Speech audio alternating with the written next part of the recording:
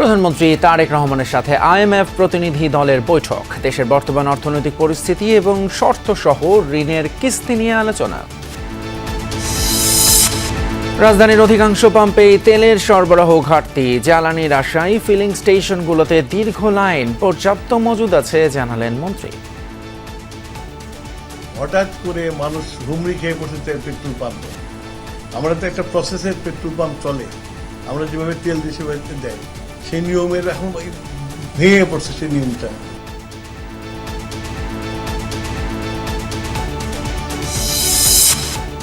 যমুনায় সংবাদ প্রচারের পর নড়ে চড়ে বসেছে স্বাস্থ্য অধিদপ্তর। অনিয়মের প্রমাণ মেলায় রাজধানীর কলেজ গেটে দুটি হাসপাতাল বন্ধের সিদ্ধান্ত, সরিয়ে নেওয়া হচ্ছে রোগীদের। আজকে থেকে আমাদের ডাইরেক্টর হসপিটাল বাকি সমস্ত ক্লিনিকগুলিতে ভিজিট করবে, যা যা থাকার দরকার এগুলি চেক করে যেগুলি না পাবো আমরা লাইসেন্স বাতিল করে দেব। অন্তর্বর্তী সরকারের জারি করা ১৩৩টি অধ্যাদেশ যাচাইয়ে চলছে বিশেষ কমিটির সভা। জুলাই যোদ্ধাদের দায় মুক্তি সহ গ্রহণযোগ্যগুলো পাশ করবে পার্লামেন্ট, জানালেন স্বরাষ্ট্রমন্ত্রী। 1-11-এর সময় আলোচিত সেনা কর্মকর্তা অবসরপ্রাপ্ত লেফটেন্যান্ট জেনারেল মাসুদ উদ্দিন চৌধুরীকে আটক করেছে ডিবি। হত্যা মামলায় পরোয়ানাভুক্ত আসামি তিনি। ট্রাম্পের আলোচনার দাবি নাকচ করে ইসরায়েল এবং মার্কিন স্থাপনায় ব্যাপক হামলা তেহরানের। ইরানের উর্মিয়া সহ বিভিন্ন শহরে যুক্তরাষ্ট্রের হামলা।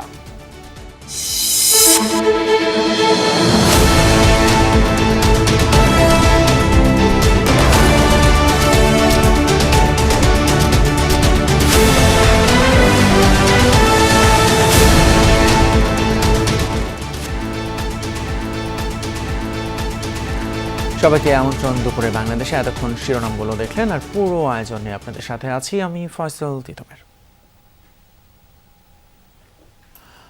সচিবালয়ে প্রধানমন্ত্রী তারেক রহমানের সাথে বৈঠক করেছেন আইএমএফ এর প্রতিনিধি দল। এ সময় দেশের অর্থনৈতিক পরিস্থিতি এবং আইএমএফ এর ঋণের কিস্তি ও শর্ত নিয়ে আলোচনা করেন তারা। বৈঠকে অর্থনৈতিক সংস্কার এবং ভবিষ্যৎ সহযোগিতা নিয়েও আলোচনা হয়।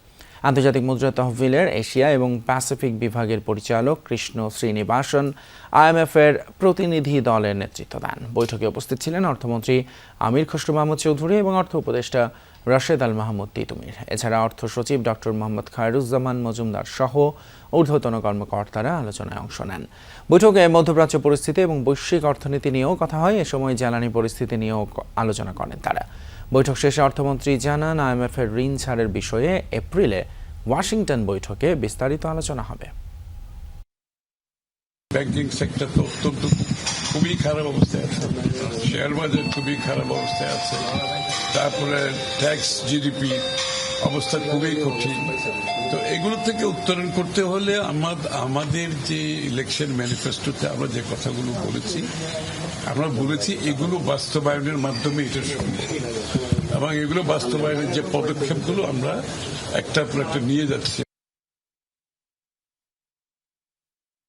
1-11-এর সময় আলোচিত সেনা কর্মকর্তা এবং সাবেক সংসদ সদস্য মাসুদ উদ্দিন চৌধুরীকে গ্রেপ্তার করেছে ডিবি। আর এই বিষয়ে এই মুহূর্তে ব্রিফ করছেন ডিবির অতিরিক্ত পুলিশ কমিশনার শফিকুল ইসলাম। আমরা সরাসরি চলে যাচ্ছি সেখানে।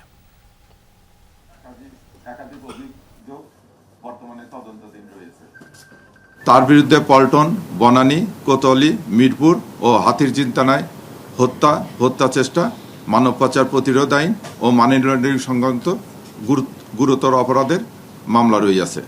প্রাথমিকভাবে তাকে ডিবির তদন্তাধীন পল্টন থানার একটি মামলায় গ্রেপ্তার দেখিয়ে বিজ্ঞ আদালতে প্রেরণ করে 5 দিনের রিমান্ড চাওয়া হচ্ছে। আপনাদের সকলকে আন্তরিক ধন্যবাদ ও কৃতজ্ঞতা প্রকাশ করছি। ধন্যবাদ। না, তার বিরুদ্ধে তো ওয়ারেন্ট আছে, প্লাস আমার কাছে তো তদন্তাধীন মামলা আছে। আমার মামলা সে আমার কাছে যে এটা মানব পাচারের মামলা, এটা উনি 3 নম্বর এজাহারভুক্ত আসামি। মোট 101 জন আসামি আছে, তার বিরুদ্ধে তার মধ্যে উনি হচ্ছে 3 নম্বর এজাহারভুক্ত আসামি। তা আমরা অনেকদিন হলেই করতেছি, আমরা সকলের সহযোগিতায় গতকাল নিশ্চিত হয়েছি যে উনি বাড়িধারায় ওনার বাসায় অবস্থান করতেছে। সেখান থেকে যে ডিবি টিম, গুলশান এবং ক্যান্টনমেন্ট থানার অন্যান্য টিম সহ আমরা তাকে যে নিয়ে এসেছি। ওনার বিরুদ্ধে একটা বড় অভিযোগ, সেটা 1-11 আমাদের কুশীলক ছিলেন, ওর মধ্যে মোস্ট ইম্পর্টেন্ট সে। তো তো সেই বিষয়গুলো আপনাদের ইনভেস্টিগেশনে আসবে কিনা? না, আমরা যে পার্টিকুলার, আমরা তো ধরেন তদন্ত করি, আমাদের যে পার্টিকুলার মামলা হয় সেই মামলার বিষয়ে মামলায় ওনার সংশ্লিষ্টতা কতটুকু ততটুকু আমরা নিয়ে এসে থেকে। আর তবে আমি আপনাদেরকে নিশ্চিত দিচ্ছি ঢাকা মহানগর গোয়েন্দা পুলিশ তথা বাংলাদেশ পুলিশ মানে গণতান্ত্রিক ধারা অব্যাহত রাখার জন্য এবং ন্যায় বিচার নিশ্চিত করবে, সকল রকম অন্যায় অবিচারে যথাযথ বিচার নিশ্চিত করবে, এটা আমরা করব। আওয়ামী লীগ সরকার পতনের পর তো অনেকে দেশ ছেড়ে পালিয়ে গেছে, তো তিনি তো দেশেই ছিলেন, ওনার সাথে যদি কমক্রমে জিজ্ঞাসাবাদে অবশ্যই কিছু তথ্য পাওয়া গেছে কিনা, উনি দেশে যাওয়ার চেষ্টা করেছেন? না, এর আগেও আমরা একাধিকবার ওনাকে গ্রেপ্তারের প্রচেষ্টা নিয়েছি, ওনাকে কিন্তু পাওয়া যায়নি। আমরা এর আগেও কয়েকবার নিয়েছি তাকে। আমরা তো যেহেতু আমাদের মামলাগুলো এগুলো তো জানেন আপনি যে সাম্প্রতিককালের মামলা না, এগুলো তো অনেক আগেকার মামলা, এমন না যে আমরা সাম্প্রতিককালের মামলা রুজু করেছি। এগুলো সব মামলা এবং এগুলো সব কোনোটাই পুলিশ বাদী না, এগুলো তো ম্যাক্সিমাম পাবলিক বাদী হয়ে মামলা করেছে। এগুলো তো অনেক পুরাতন। আমরা অনেক দিন হলে ওনাকে খুঁজতেছি। আর ওয়ারেন্টের আসামি তো সে, তার বিরুদ্ধে তো 3টা আদালত কর্তৃক সে পলাতক থাকায় আদালত কর্তৃক তার বিরুদ্ধে তো ওয়ারেন্ট ইস্যু হয়েছে।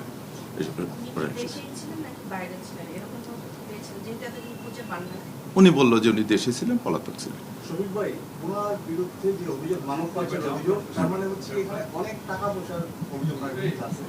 আর আপনার ভাষ্য মতে প্রায় 8টি মামলা ছাড়াও আর অনেকগুলো মামলা রয়েছে।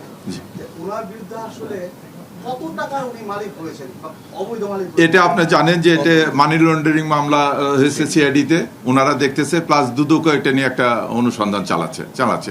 এই জিনিসটা ওনারা দেখতে পারবেন। আমরা একটু জানতে চাই আসলে সেটা এটা আমার কাছে একবারে সঠিক। আমরা তো কেবল কালকে রাতে নিয়ে আসা আমাদের যে প্রাথমিক যে কাজগুলো, এই কারণে ফেনী থেকে আমি ওয়ারেন্টগুলো নিয়ে আসলাম।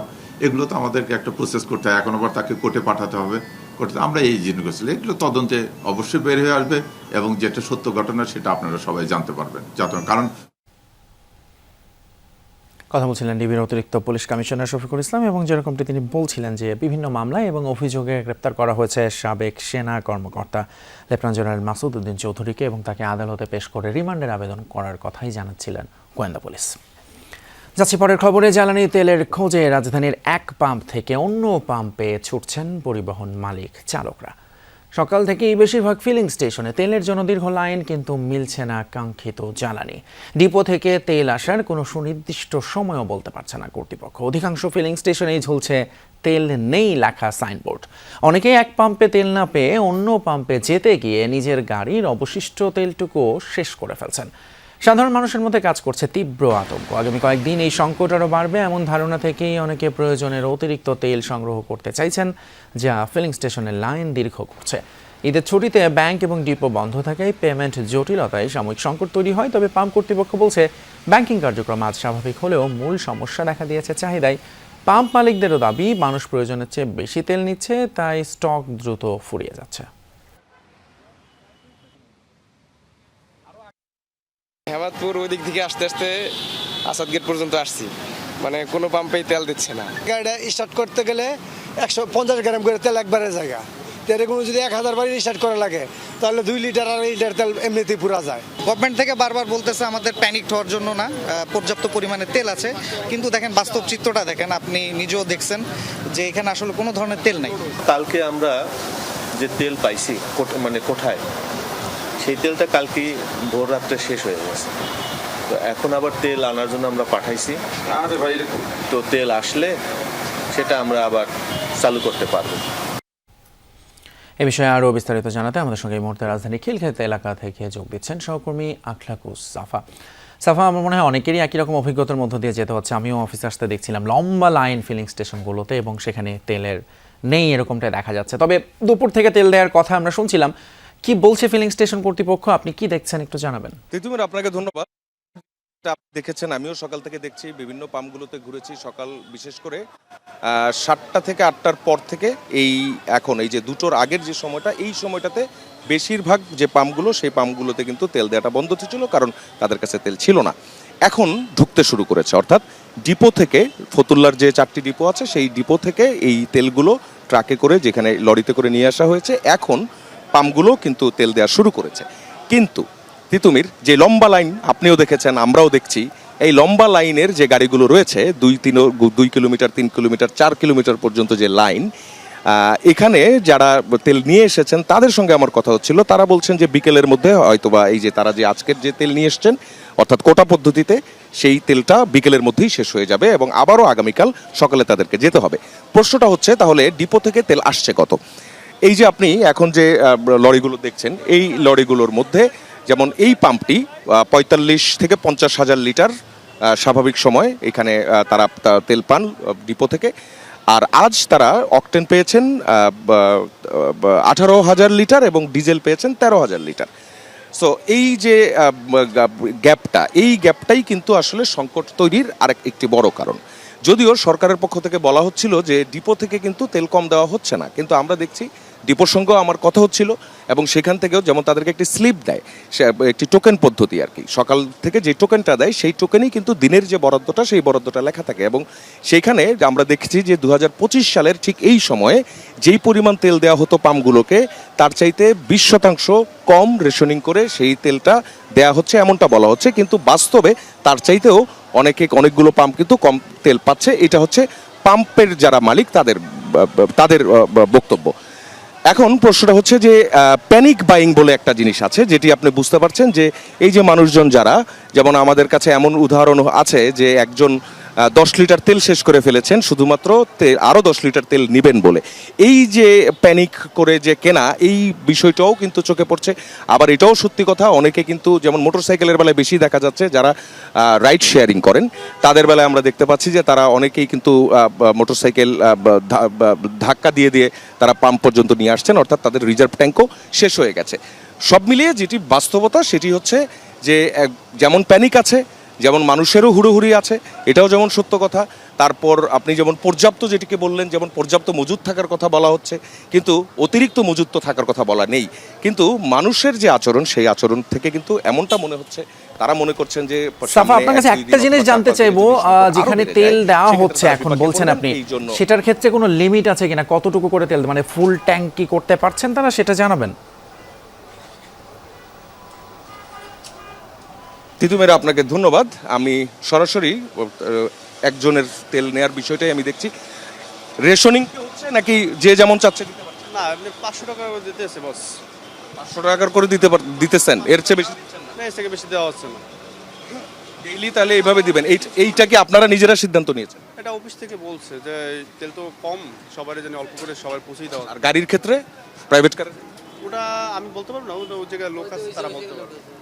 আচ্ছা, আমি প্রাইভেট কার একটা প্রাইভেট কারে 28 লিটার পর্যন্ত নিতে দেখেছি, এটাও যেমন। হ্যাঁ, তিতুমির এটা একটা ভালো প্রশ্ন আপনি করেছেন, সেটি হচ্ছে যে এখানেও কিন্তু আসলে ফিক্সড না বিষয়টা। যেমন এই যে মোটরসাইকেলের বেলায় তারা আজ ঠিক করেছেন তারা 500 টাকার বেশি তেল দিবেন না, গাড়ির বেলাও একটা লিমিট আছে, কিন্তু তারপরেও কেউ কেউ এর চেয়ে বেশি পাচ্ছে, আবার অনেকে অভিযোগও করেছেন তারা এর চাইতে কম পাচ্ছেন। আবার আরেকটা জিনিস, সেটি হচ্ছে গ্যালনে করে তেল নেওয়া। যেমন এই পাম্প থেকে আমরা দেখলাম কিছুক্ষণ আগে গ্যালনে করে তেল নিয়ে গেলেন। আবার যারা নিয়ে গেলেন তাদেরকে জিজ্ঞেস করলাম যে তারা কি কাজে এটা নিয়ে যাচ্ছেন, তারা বলছেন যে তারা হসপিটাল পারপাসের কথা বলছেন, আইসিইউ পরিচালনা করার জন্য জেনারেটর চালিয়ে রাখতে হয় সেটার কথা বলছেন। তারপর আইন শৃঙ্খলা রক্ষাকারী বাহিনীর সদস্য যারা, তাদের কথাও বলছেন, তারাও নিয়ে এসছেন এবং তারাও যে যুক্তিগুলো দিচ্ছেন সেই যুক্তিগুলো হচ্ছে যে এগুলো বিশেষ জরুরি প্রয়োজনেই তাদের এই অতিরিক্ত তেল নিতে হচ্ছে। তো সব কিছু মিলিয়ে অব্যবস্থাপনা, এটাই হচ্ছে মূল বিষয়, যেই জন্যই কিন্তু এই সংকট অথবা এই কনফিউশন এবং মানুষের এই প্যানিক করা। ঠিক তাই সাফা, অব্যবস্থাপনা এবং একই সাথে কর্তৃপক্ষের সঙ্গে অনেক সময় বক্তব্যের বাস্তব চিত্রে মিল কিন্তু পাওয়া যাচ্ছে। আমাদের কাছে আরও রিপোর্ট আছে, সেসব দেখব। অসংখ্য ধন্যবাদ সাফা আপনাকে। শুধু রাজধানীতেই নয়, দেশের বিভিন্ন জেলায় কিন্তু জ্বালানি তেলের পাম্পগুলোতে আজও রয়েছে ক্রেতাদের ভিড়। রেশনিং পদ্ধতিতে সেসব জায়গাতেও দেওয়া হচ্ছে তেল। যেমন রাজশাহী নগরীর ফিলিং স্টেশনগুলোর অধিকাংশেই তেল না পেয়ে ক্ষোভ প্রকাশ করেছেন ক্রেতারা। হাতে গোনা কয়েকটি ফিলিং স্টেশনে তেল মিললেও রেশনিং করে দেয়ায় গ্রাহকদের চাহিদা মিটছে না। দু এক স্থানে শুধু ডিজেল মিলছে, তাও সেটা চাহিদার তুলনায় অপ্রতুল। নগরীসহ উপজেলাগুলোর অনেক পাম্প 3 দিন ধরে পুরোপুরি বন্ধ, এতে দুর্ভোগ আরও বেড়েছে। বিক্রেতাদের দাবি, ডিপো থেকে পর্যাপ্ত তেল সরবরাহ না হওয়ায় এমন পরিস্থিতি। আর পাম্প মালিকদের উদ্বেগের কারণে কিছু পাম্পে পুলিশের পাশাপাশি সেনা সদস্যদেরও নিরাপত্তার দায়িত্ব পালন করতে দেখা গেছে।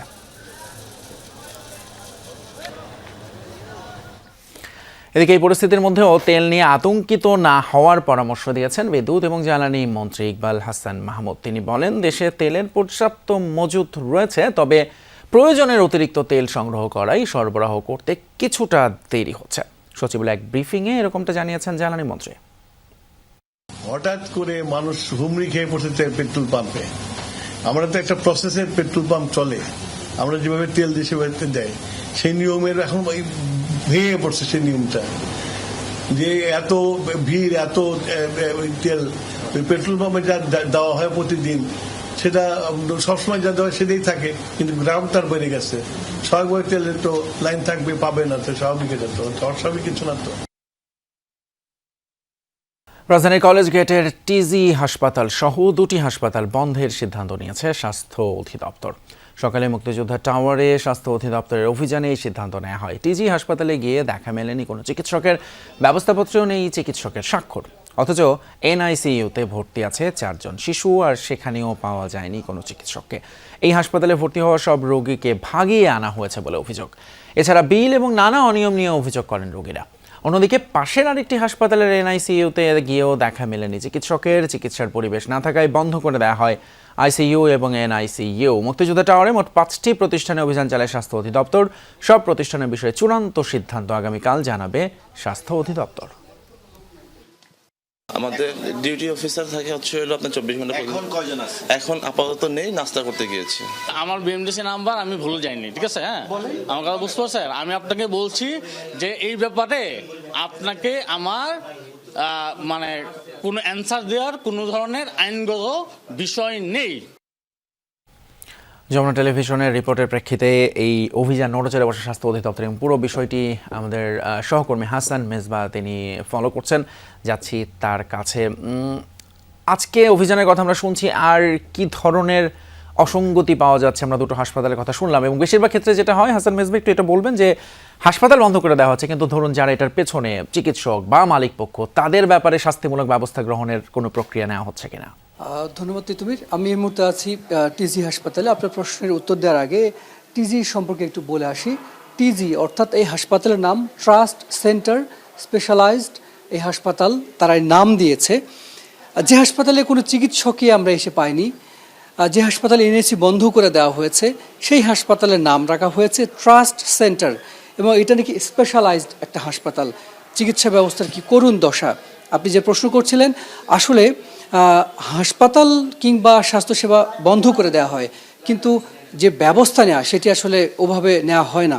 গতকালকেও যে হাসপাতালটির বিরুদ্ধে যে হাসপাতালটি বন্ধ করে দেওয়া হয়েছে, সেই হাসপাতালটি আসলে মালিক পক্ষ কিংবা যারা এর সাথে অপরাধের সাথে জড়িত তাদের বিরুদ্ধে কিন্তু তেমন কোনো অ্যাকশন নেওয়া হয়নি। আমি এই মুহূর্তে আছি এই টিজি হাসপাতালের এনআইসিইউতে। এখানে 4 জন শিশু ভর্তি ছিল, 4 শিশুকে এখান থেকে সরিয়ে নেওয়া হয়েছে, অর্থাৎ আধা ঘন্টা আগে ওখানে শিশুরা ছিল। এই এনআইসিইউর যেটি বড় সংকট সেটি হচ্ছে যে এখানে অক্সিজেন লাইনে ঠিকমতো অক্সিজেন আসে না, মনিটর ঠিকমতো কাজ করে না। আমরা একটি মনিটর দেখছি, মনিটরটি ভাঙা, স্ক্রিন ঠিকমতো দেখা যাচ্ছে না, চোখের দেখাই সেটি দেখা যাচ্ছে, এবং সিপ্যাপ সেটি আসলে ঠিকঠাক মতো কাজ করে না। এবং এই এনআইসিইউর যে ভেন্টিলেশন সিস্টেম, অর্থাৎ এনআইসিইউতে নানা ধরনের রোগী থাকে, এখানে তাদের যে সংক্রমণ হয়, এক শিশু থেকে আরেক শিশুতে সংক্রমণ ছড়াতে পারে, এটিকে ঠেকানোর জন্য এখানে একটি ভেন্টিলেশন সিস্টেম থাকার কথা, সেটি আসলে এটি নাই। মূলত এটি একটি ফাঁকা ফ্লোর, এটিকে এনআইসিইউ নাম দিয়ে এই ব্যবসা করা হচ্ছে। অর্থাৎ বলা চলে যে এটি আসলে এনআইসিইউ ব্যবসা। যেহেতু সরকারি হাসপাতালগুলোতে এনআইসিইউ বেড খুবই কম, সেই সুযোগটি নিয়েই এই চক্র, এই ব্যবসায়ীরা তারা এনআইসিইউ ব্যবসার নামে এই এক ধরনের ফাঁক পেতে রেখেছেন। অর্থাৎ রোগীরা যেহেতু বোঝেন না ভেতরে কি আছে কি নাই, চিকিৎসক আছে কি না, ফলে দিনের পর দিন তারা এভাবে রোগীদের সঙ্গে প্রতারণা করে যান। টিজি হাসপাতাল শুধু একটি না, সরকারি হাসপাতাল ঘিরে পুরো ঢাকা শহরে এই এনআইসিইউ ব্যবসা একটি ভয়াবহ ব্যবসা। একটি জায়গায় ফোন দিলে তারা ওখানে বেড না থাকলে রেফার করেন আরেক জায়গায়, এবং রোগীদের থেকে তারা একটি কমিশন পান। সুতরাং সব মিলে স্বাস্থ্য অধিদপ্তর আজকে এই মুক্তিযোদ্ধা টাওয়ারে 5টি প্রতিষ্ঠানে তারা অভিযান চালিয়েছে। এর মধ্যে 2টি প্রতিষ্ঠানের বিরুদ্ধে শাস্তিমূলক ব্যবস্থা নেওয়া হয়েছে। এখন দেখার বিষয় কতদিন পর এই প্রতিষ্ঠানগুলো আবার আগের অবস্থায় ফিরে যায়, কারণ স্বাস্থ্য অধিদপ্তরের সেই তদারকির আসলে কোনো ব্যবস্থা নেই। তিতুমির, হাসান মেজবা, এটাই আসলে শঙ্কার জায়গা যে আবার নতুন নামে দেখা যাবে তারা আবির্ভাব হয় কিনা। অসংখ্য ধন্যবাদ। কলেজ গেট থেকে যুক্ত হয়েছিলেন আমাদের সহকর্মী হাসান। অন্তর্বর্তী সরকারের সময়ে জারি করা 133টি অধ্যাদেশ যাচাই বাছাই করতে 14 সদস্যের বিশেষ কমিটির বৈঠক চলছে জাতীয় সংসদ ভবনে। বৈঠকে যোগ দেওয়ার আগে স্বরাষ্ট্রমন্ত্রী সালাউদ্দিন আহমদ বলেছেন, জুলাই যোদ্ধাদের দায় মুক্তি বহাল রাখবে সরকার। জানান 133টি অধ্যাদেশের মধ্যে যেগুলো গুরুত্বপূর্ণ তা পাশ করা হবে, কিছু অধ্যাদেশে সংশোধন এনে পাশ করা হবে, এছাড়া বাকি অধ্যাদেশের বিষয়ে পরে সিদ্ধান্ত নেওয়া হবে। এ সময় আইনমন্ত্রী মোহাম্মদ আসাদুজ্জামান বলেন, 2 এপ্রিলের মধ্যে 133 অধ্যাদেশের বিষয়ে প্রতিবেদন জমা দেওয়া হবে। গত 1 মাসে এই বিষয়ে হোমওয়ার্ক করা হয়েছে বলেও জানান তিনি। বলেন, অধ্যাদেশ বাস্তবায়নে জুলাই আকাঙ্ক্ষা এবং সংবিধান উভয়ই গুরুত্বপূর্ণ, তবে যে কোনো প্রশ্নে সরকার সাংবিধানিকভাবে এগিয়ে যাবে বলে জানান আইনমন্ত্রী। জামায়াতের নায়েবে আমির মুজিবুর রহমান বলেন, সংবিধান পরিপন্থী বা জনগণের স্বার্থের বিরুদ্ধে যায় সেসব অধ্যাদেশের বিষয়ে সুপারিশ করবে না জামায়াত।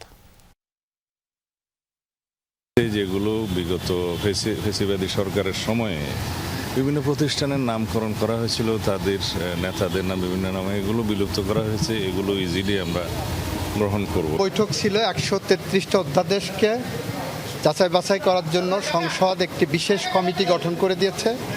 আমরা সেই কমিটি বসেছিলাম, যাচাই বাছাই করছি। 2 তারিখের মধ্যে রিপোর্ট তৈরি করব, এতটুকু রোডম্যাপ। এই মুহূর্তে জাতীয় সংসদ ভবনে আছেন আমাদের সহকর্মী আরফিন শাকিল, আরও বিস্তারিত জানতে যাচ্ছি তার কাছে। আরফিন, সংসদে বিশেষ কমিটির বৈঠকের খবর আমরা দেখছিলাম, কি কি আলোচনা হয়েছে, কিছু জানা গিয়েছে কিনা? বৈঠকের ব্যাপারে একটু বিস্তারিত জানাবেন। অনেক বিষয় জানা গেল তিতুমির, এবং সেসব বিষয় নিয়ে এখন পর্যন্ত আসলে কনক্রিট যে আলোচনা, সেই আলোচনা শেষ হয়নি। আগামীকালও দুপুর 2টা নাগাদ সেই আলোচনা চলবে। মূলত আজকে 133টি যে অধ্যাদেশ রয়েছে, অর্থাৎ অন্তর্বর্তীকালীন সরকারের সময় যেই সময়ের প্রয়োজনে যে অধ্যাদেশগুলো করা হয়েছিল, সেগুলো আইনে পরিণত করার জন্য, সংসদ উত্থাপন করার জন্য, সেগুলো মূলত আজকের যে সংসদীয় বিশেষ কমিটি, সেই বিশেষ কমিটি প্রথম বৈঠক করেছেন এবং সেখানে 27টি বিষয় মূলত আজকে আলোচনা হয়েছে। তার মধ্যে 22টি বিষয় কমিটি ঐক্যমত পৌঁছেছে এবং বাকি যেই 5টি বিষয়, যেখানে গুম খুনের বিষয় রয়েছে, সংসদ সচিবালয়ের বিষয় রয়েছে, পুলিশ কমিশনের বিষয় রয়েছে, এইসব বিষয় নিয়ে কেউ কোনো সদস্য ভিন্ন মত দিয়েছেন বা দ্বিমত পোষণ করেছেন, সেসব নিয়ে আগামীকাল আলোচনা হবে। এর বাইরে বাকি যেই অধ্যাদেশগুলো রয়েছে, সেসব অধ্যাদেশগুলো নিয়ে আগামীকাল এবং পরশু আলোচনা করা হবে। 2 তারিখের আগে, অর্থাৎ 2 তারিখেই মূলত 133টি অধ্যাদেশের বিষয়ে একটি সার্বিক প্রতিবেদন তৈরি করবে এই সংসদীয় কমিটি, যেটি সংসদে উত্থাপন করা হবে। এরপর সেটি সংসদে থেকে আইন মন্ত্রণালয় ভেটিংয়ের জন্য যাবে। এবং আপনি জানেন যে আসলে এই অন্তর্বর্তীকালীন সরকারের সময় জুলাই যারা যোদ্ধা রয়েছেন তাদের দায় মুক্তির জন্য একটা অধ্যাদেশ করা হয়েছিল। এই আজকের এই বৈঠক থেকে সেই বিষয়ে একেবারে ঐক্যমত হয়েছে, অর্থাৎ সেই অধ্যাদেশটি আইনে পরিণত করা হচ্ছে। এতে করে যারা জুলাই যোদ্ধা, যারা জুলাই আন্দোলনে অংশ নিয়েছেন, তাদেরকে দায় মুক্তি দেওয়া হচ্ছে। এর পাশাপাশি আরও কয়েকটি আইন অধ্যাদেশ রয়েছে, যেমন মানবাধিকার বিষয়ক অধ্যাদেশ রয়েছে, সেই সঙ্গে আরও বেশ কিছু জনগুরুত্বপূর্ণ অধ্যাদেশ রয়েছে, যেগুলো বিষয়ে আজকে আলোচনা হয়েছে। যদিও একেবারেই স্পষ্ট করে বা সুনির্দিষ্ট করে অধ্যাদেশগুলো সম্পর্কে যারা সংসদ সদস্য ছিলেন বা কমিটির সদস্য ছিলেন তারা বলতে চাননি। তারা বলছেন যে এর মধ্যে 20 থেকে 22টি বিষয়ে তারা ঐক্যমত পৌঁছেছেন, বাকিগুলোর বিষয়ে আলোচনা হয়নি। এর বাইরে আরও যে 5টি বিষয়, সেসব বিষয় নিয়ে দ্বিমত পোষণ করেছেন। এর বাইরে আগামীকাল যে বৈঠক, পরশুদিনও বৈঠক রয়েছে, সেই বৈঠকে ধারাবাহিকভাবে এই অধ্যাদেশগুলো নিয়ে আলোচনা হবে এবং অনেক অধ্যাদেশ রয়েছে যেগুলো সময়ের প্রয়োজনে অন্তর্বর্তীকালীন সরকার করেছিলেন, যেগুলো এরই মধ্যে তার কার্যকারিতা হারিয়েছে, অর্থাৎ যেগুলো এখন আর খুব একটা প্রয়োজন নেই, সেগুলো যেমন বাতিল হবে, তেমনি কিছু কিছু অধ্যাদেশ রয়েছে যেগুলোতে সংশোধনী আনা হবে। বিশেষ করে সংসদ সচিবালয়ের যে অধ্যাদেশ করা হয়েছে, সেই অধ্যাদেশে বেশ কিছু বিষয়ে সংশোধনী আনার জন্য প্রস্তাব করা হয়েছে। এবং আরেকটি তথ্য আপনাকে জানিয়ে রাখি, এই সংসদের যে পর্যালোচনা কমিটি, সেখানে কিন্তু সরকার দলের সংসদ সদস্যরা যেমন রয়েছেন, তেমনি বিরোধী দলের সংসদ সদস্যরা রয়েছেন। 3 জন বিরোধী দলের সংসদ সদস্য রয়েছেন, রফিকুল ইসলাম খান, সে সঙ্গে মুজিবুর রহমান, তারা রয়েছেন, এবং বিএনপির পক্ষ থেকে রয়েছেন আইনমন্ত্রী, রয়েছেন স্বরাষ্ট্রমন্ত্রী, এবং সেই সঙ্গে এই কমিটির সভাপতি করা হয়েছে সংসদ সদস্য অ্যাডভোকেট জয়নাল আবেদিন। সব মিলিয়ে আগামীকাল বা পরশু দিনের মধ্যে স্পষ্ট হবে আসলে কোন কোন অধ্যাদেশ সংসদে যাচ্ছে, পাশ হচ্ছে। তিতুমির। ধন্যবাদ আরফিন শাকিল, জাতীয় সংসদ ভবন থেকে যোগ দিয়েছিলেন, জানাচ্ছিলেন সেখানকার সংসদীয় কমিটির বৈঠকের সবশেষ খবর। 2 জেলায় সড়ক দুর্ঘটনায় নিহত হয়েছেন 7 জন। সকালে নাটোরের লালপুরে ট্রাক চাপায় ইজি বাইকের 3 যাত্রী নিহত হয়েছেন, আহত হয়েছেন 6 জন। সকালে উপজেলার নবীনগর গ্রামে এই ঘটনা ঘটে। পুলিশ জানায়, একটি ইজি বাইকে করে লালপুর থেকে ঈশ্বরদীর দিকে যাচ্ছিলেন 7 যাত্রী। নবীনগর পৌঁছালে বিপরীত দিক থেকে আসা একটা ট্রাক তাদের চাপা দেয়। ঘটনাস্থলেই জাহিদুল ইসলাম নামে ইজি বাইকের এক যাত্রীর মৃত্যু হয়। খবর পেয়ে পুলিশ ও ফায়ার সার্ভিস ঘটনাস্থলে গিয়ে আহতদের উদ্ধার করে। পরে হাসপাতালে নেয়ার পথে মনিরুল এবং বাবুল নামে আরও 2 জনের মৃত্যু হয়। দুর্ঘটনার পরেই ঘাতক ট্রাকটি জব্দ করলেও পালিয়ে যায় চালক ও তার সহকারী। এছাড়া সিংড়ায় মোটরসাইকেলের নিয়ন্ত্রণ হারিয়ে সড়ক বিভাজনের সাথে ধাক্কায় এক যুবকের মৃত্যু হয়েছে। এদিকে যশোরে বাঘারপাড়ায় সড়ক দুর্ঘটনায় একই পরিবারের 3 জন নিহত হয়েছেন।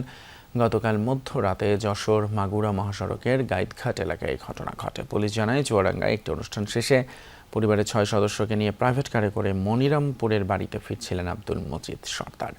গাইদঘাট কোল্ড স্টোরেজের কাছে পৌঁছালে হঠাৎ গাড়ির চালক নিয়ন্ত্রণ হারায়। পরে রাস্তার পাশের একটি বটগাছে সজোরে ধাক্কা দেয় দ্রুত গতির প্রাইভেট কার। ঘটনাস্থলেই মৃত্যু হয় আব্দুল মজিদ সর্দার এবং তার ছেলে মাহমুদুল হাসান জনির। আহতদের উদ্ধার করে সদর হাসপাতালে নেয়ার পর জনির মেয়ে মাহাবিন হাসান সেহরিসকে মৃত ঘোষণা করেন চিকিৎসক। প্রিয়জনের সাথে ঈদ উদযাপন শেষে আবারও ঢাকায় ফিরতে শুরু করেছেন মানুষ। ভোরে সদরঘাট লঞ্চ টার্মিনালে ঢাকায় ফেরা মানুষের ভিড় দেখা যায়। দক্ষিণাঞ্চলের বিভিন্ন এলাকা থেকে সন্ধ্যায় ছেড়ে আসা লঞ্চ ভোরের দিকে সদরঘাট টার্মিনালে পৌঁছায়। এ সময় যাত্রীরা জানান পরিবারের সবাইকে নিয়ে খুশির ঈদ উদযাপন শেষে নির্বিঘ্নেই তারা ঢাকায় ফিরছেন। ছুটি শেষে আবারও কর্মদিবস শুরু হওয়ায় অনেকে আজই অফিসে যোগ দেবেন। মাঝে 2 দিন কর্মদিবসের পর আবার 3 দিনের ছুটি থাকায় পরিবারের অনেক সদস্যই আগামী শুক্র ও শনিবার ঢাকায় ফিরবেন বলে জানা গিয়েছে। ঈদের ছুটি শেষ হওয়ায় সড়ক পথেও ঢাকায় ফেরা মানুষের চাপ রয়েছে। দেশের বিভিন্ন প্রান্ত থেকে বাসে করে ঢাকায় ফিরছেন মানুষ। রাজধানীর মহাখালী সহ বিভিন্ন টার্মিনালে দেখা যায় যাত্রীদের ভিড়। এদিকে ঈদের ছুটিতে যারা বাড়ি যেতে পারেননি তাদের অনেকে আজ বাড়ি যাচ্ছেন। যারা রাজধানী ছাড়ছেন তারা বলছেন ভোগান্তি এড়িয়ে ঈদের আগে বাড়িতে যাননি, এখন প্রিয়জনের সঙ্গে ঈদের আনন্দ ভাগাভাগি করতেই ঢাকা ছাড়ছেন তারা। ব্রাহ্মণবাড়িয়ার নাসিরনগরে পূর্বশত্রুতার জেরে 2 গ্রুপের সংঘর্ষে 1 জন নিহত হয়েছেন। আহত হয়েছেন অন্তত 40 জন। সকালে উপজেলার গোয়ালনগর গ্রামে সংঘর্ষ হয়। পুলিশ জানায় নির্বাচনের দিন গোয়ালনগর উচ্চ বিদ্যালয় কেন্দ্রে অনিয়মের অভিযোগে বিএনপির সমর্থক রহিম তালুকদার গ্রুপের জিয়াউর রহমানকে আটক করে সেনাবাহিনী। পরে ভ্রাম্যমাণ আদালত তাকে 10 দিনের কারাদণ্ড দেয়।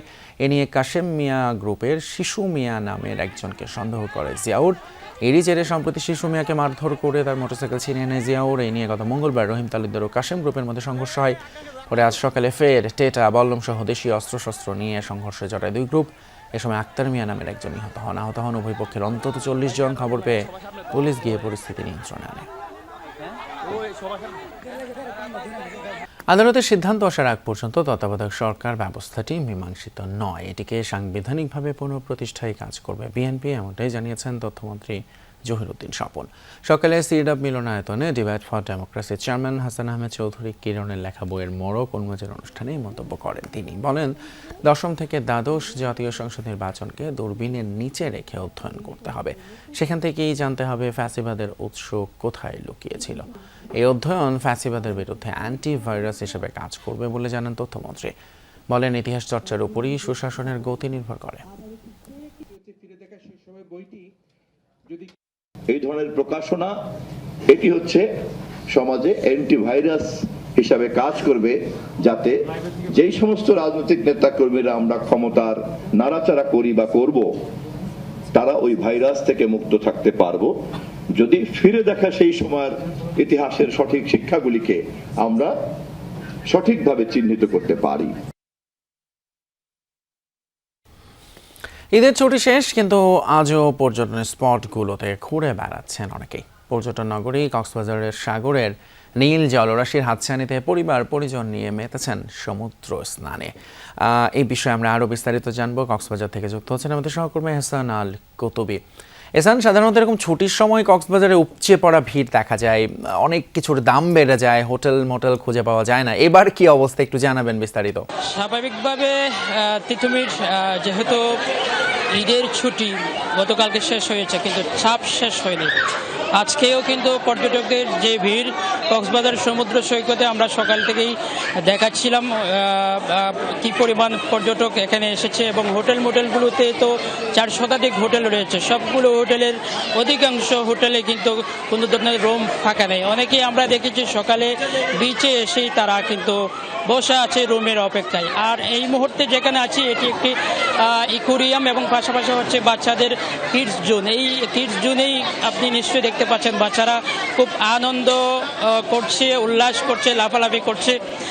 এখানে ছোট ছোট বাচ্চারা মা বাবার সাথে যারা এসেছে, বিশেষ করে এখানে বাবুল্যান্ড, গাড়ি, দোলনা, ঘোড়া, firing game, racing car, boxing সহ বিভিন্ন যে তাদের বাচ্চাদের খেলাধুলার সাথে যুক্ত যতগুলো আইটেম আছে সবগুলোর সাথে তারা সুন্দর একটি মুহূর্ত কাটাচ্ছে এবং এই ফিশ ওয়ার্ল্ডের আমরা একটু আগেই বলেছিলাম যে ইকুরিয়াম রয়েছে, এই ইকুরিয়ামের মধ্যেই এটি একটি রয়েছে বল কিংডম, যে এখানে ছোট ছোট বাচ্চাদেরকে আমরা দেখতে পাচ্ছি মা বাবার সাথে এসে তারা সুন্দর মুহূর্ত কাটাচ্ছে। শুধু এখানেই নয়, কক্সবাজারে আরও বেশ কিছু পর্যটন স্পট রয়েছে, বিশেষ করে হিমছড়ি ইনানি, সেখানেও কিন্তু পাহাড়ের উপর উঠে সমুদ্রের যে নীল জলরাশি সেটি অবলোকন করছে, অনেকেই ছবি তুলছে এবং পাশাপাশি হচ্ছে মেরিন ড্রাইভ রোড রয়েছে কক্সবাজার থেকে টেকনাফ পর্যন্ত। সেই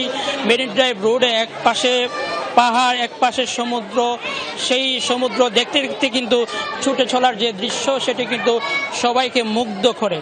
তিতুমির। ঠিক তাই এহসান কুতুবী, আপনার মাধ্যমে শুনছিলাম আসলে আমাদের কক্সবাজার বিশ্বের সবচেয়ে বড় সি বিচ, অনেক কিছু করার আছে, যদি ঠিকঠাক মতো করা যায় অনেক পর্যটনকে আসলে আকৃষ্ট করা যাবে। পরের খবর, লম্বা ছুটির পর খুলেছে ব্যাংক, চলছে স্বাভাবিক কার্যক্রম, অনেক শাখায় ঈদ ঘিরে ছিল বাড়তি আয়োজন। ব্যাংকাররা জানালেন বিভিন্ন শাখায় গ্রাহকেরা টাকা জমা দিতে বেশি আসছেন। ট্রেজারি বিল, এলসি এবং অন্যান্য ব্যবসায়িক সেবা ঘিরে ব্যস্ততা বাড়বে আগামী সপ্তাহ থেকে, তখন ছুটি শেষে কাজে যোগ দেবেন সব কর্মকর্তা কর্মচারীরাও।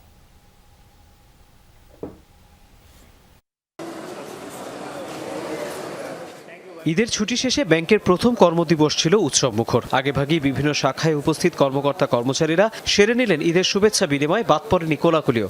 একই অভ্যর্থনা পান পরিচিত গ্রাহকরাও। টানা ছুটির পর সরকারি ব্যাংকের শাখায় তাদের উপস্থিতি ছিল চোখে পড়ার মতো। ঈদের আগে যেখানে নগদ টাকা তোলার প্রবণতা বেশি থাকে, এবার তা উল্টো। বেশিরভাগই এসেছেন টাকা জমা দিতে, সাথে ডিপিএস অথবা ঋণের কিস্তি পরিশোধও বাদ পড়েনি।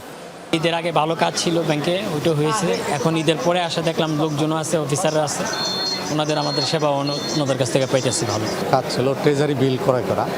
আমি কাগজপত্র রেডি করে নিয়ে আসছিলাম, আমি ওই সেকশনে গিয়েছি, তাদের পেয়েছি এবং তারা আমার কাগজপত্র দেখে সব কিছু রেডি করে আমার এই 3-4 মিনিটের মধ্যে আমার কাজ শেষ হয়ে গেছে। ব্যাংকের সব শাখায় অবশ্য কর্মকর্তা কর্মচারীদের উপস্থিতি শতভাগ নয়। স্বাধীনতা দিবসের আগের 2 দিন ছুটি নিয়ে রোববার থেকে কাজে যোগ দেবেন অনেকে। আজকের মতো আগামীকালও হয়তো একটু মানুষের উপস্থিতি, গ্রাহকের উপস্থিতিটা বা এই উৎসবের আমেজটা থাকবে এবং এর পরবর্তী যেটা কর্মদিবস দ্যাট মিনস হচ্ছে আগামী রোববার থেকে স্বাভাবিক কর্মব্যস্ততা বা স্বাভাবিক গ্রাহক উপস্থিতি আমরা দেখতে পাবো বলে আশা করছি। বেসরকারি ব্যাংকে অবশ্য গ্রাহকদের উপস্থিতি তুলনামূলক কম। সকাল থেকে উৎসবের আমেজ ছিল এখানেও। ঈদের পোশাক পরে কাজে যোগ দেন অনেক কর্মকর্তা। ছিল কর্মীদের জন্য বিশেষ আয়োজন। এর বাইরে গ্রাহকদের লেনদেন ও অন্যান্য সেবায় ব্যস্ততা ছিল মতিঝিলের ব্যাংক পাড়ায়। ব্যাংকারদের উপস্থিতি, আমরা যাদের আসার কথা ছিল মাশাআল্লাহ আমরা সবাই এসেছি আর কি। আর গ্রাহকদের সাথেও আমরা ঈদের শুভেচ্ছা বিনিময় করছি, যার জন্য আসলে আমাদের ভালো লাগছে আলহামদুলিল্লাহ। 7 দিন ছুটির পর মঙ্গলবার খুলেছে ঢাকা ও চট্টগ্রামের পুঁজিবাজার। লেনদেন শুরু হয় দরপতনের মধ্য দিয়ে। বিনিয়োগকারীদের উপস্থিতি ছিল বেশ কম। তৌহিদ হোসেন, যমুনা নিউজ, ঢাকা। নজর দেব আন্তর্জাতিক খবরে, যুদ্ধ বন্ধে ইরানের সাথে আলোচনায় ঐকমত্যের দাবি করেছেন মার্কিন প্রেসিডেন্ট ডোনাল্ড ট্রাম্প। তবে তার এই দাবিকে উড়িয়ে ইরানের স্পিকার বাঘের কালিবাফ বলেছেন বিপদ থেকে বাঁচার জন্য মিথ্যা কথা বলছেন ট্রাম্প। আলোচনা নিয়ে ওয়াশিংটনের এই দৌড়ঝাঁপের মধ্যে ইসরায়েল ও মার্কিন স্থাপনায় হামলা অব্যাহত রেখেছে আইআরজিসি। অন্যদিকে ইরানের উর্মিয়া সহ বিভিন্ন শহরে মার্কিন হামলায় হতাহত হয়েছেন বহু ইরানি।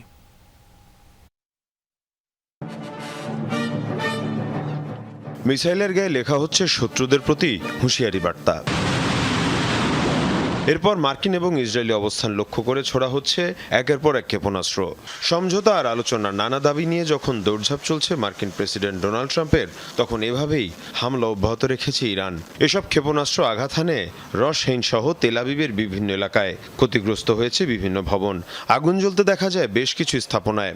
জরুরি বিভাগ সহ বিভিন্ন সংস্থার সদস্যদের রাতভর ব্যস্ত থাকতে দেখা যায় পরিস্থিতি সামাল দিতে। ভোরের আলো ফুটতেই দেখা যায় ক্ষতিগ্রস্ত বিভিন্ন স্থাপনার দৃশ্য। এদিকে আবারও ইরানের সাথে আলোচনা ফলপ্রসূ হওয়ার কথা জানিয়েছেন মার্কিন প্রেসিডেন্ট ডোনাল্ড ট্রাম্প। তবে তার এই দাবিকে উড়িয়ে দিয়েছেন ইরানের পার্লামেন্টের স্পিকার বাঘের কালিবাফ। মার্কিন প্রেসিডেন্ট জীবন বাঁচাতে মিথ্যাচার করছেন বলেও জানান কালিবাফ। এদিকে ইরানের সামরিক বাহিনীর হুঁশিয়ারি, সর্বোচ্চ শক্তি প্রয়োগ করে ধ্বংস করা হবে শত্রুদের। মধ্যপ্রাচ্যের মিত্রদের সাথে আমাদের খুবই কার্যকর আলোচনা হয়েছে। বিভিন্ন ইস্যুতে আমরা একটা ঐক্যমত্যে পৌঁছাতে পেরেছি। যদি আমাদের সাথে ইরান একমত না হয় তাহলে আমরা এই অভিযান অব্যাহত রাখব।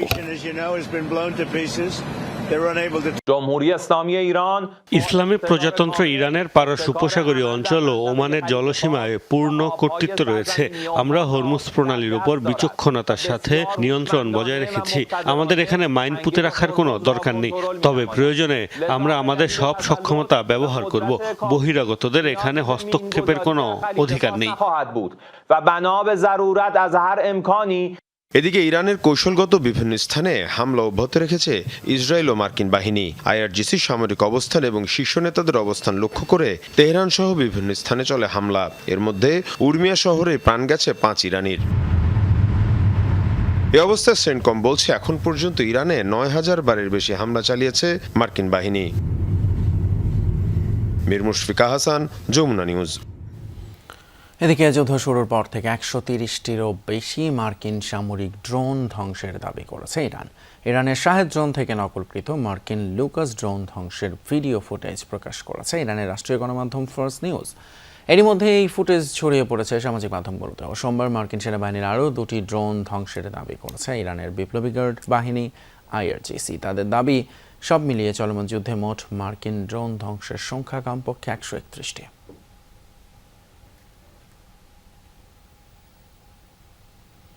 পারমাণবিক সক্ষমতা আরও জোরদারের ঘোষণা দিয়েছেন উত্তর কোরিয়ার সর্বোচ্চ নেতা কিম জং উন। দেশটির পার্লামেন্টে নিজ ভাষণে কথা বলেন তিনি। জানান, জাতীয় নিরাপত্তা এবং আঞ্চলিক স্থিতিশীলতা রক্ষায় পারমাণবিক প্রতিরোধ সক্ষমতা বৃদ্ধির বিকল্প নেই। এছাড়া দক্ষিণ কোরিয়াকে তার প্রশাসন দেশটির সবচেয়ে বড় শত্রু হিসেবে বিবেচনা করছে বলেও জানান।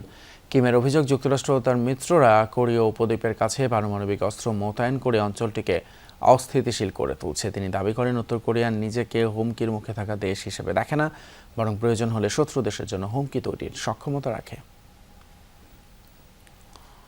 দর্শক, এই ছিল আমাদের দুপুরে বাংলাদেশ আজকের আয়োজন। এতক্ষণ সাথে থাকার জন্য ধন্যবাদ আপনাদের সবাইকে।